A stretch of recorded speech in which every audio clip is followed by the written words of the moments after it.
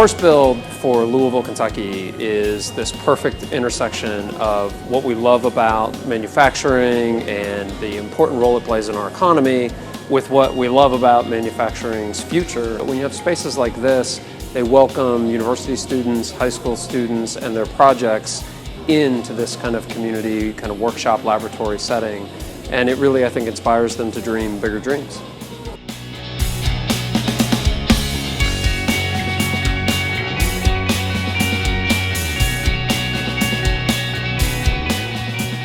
For today's hackathon in particular, we intentionally invited high school students in technical programs, some of our local technical and community colleges, and some of the universities. We've got people who are going to go into fabrication, people who are going to go into engineering.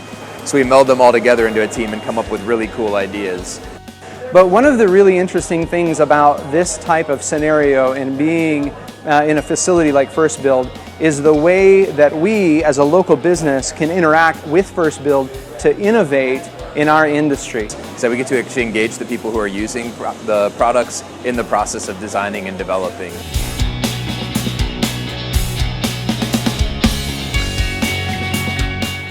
So what places like First Build do in creative communities like ours, as a creative community themselves, is they really shorten the turnaround time. They shorten the time it takes to answer the kind of questions, and it really just allows for an incredible dynamic approach to innovating in our particular industry. And in the age of the internet and everybody being able to have a voice, now consumers can tell companies exactly what they want.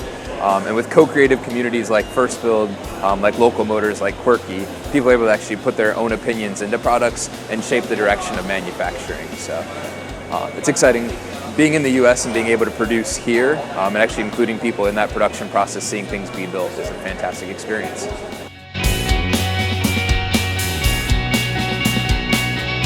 This is all about the hacker ethic, hacker culture, encouragement of curiosity and ingenuity and creativity. The fact that people come together, we have all sorts of different backgrounds, different ages, different communities, but we all speak that same language of creativity.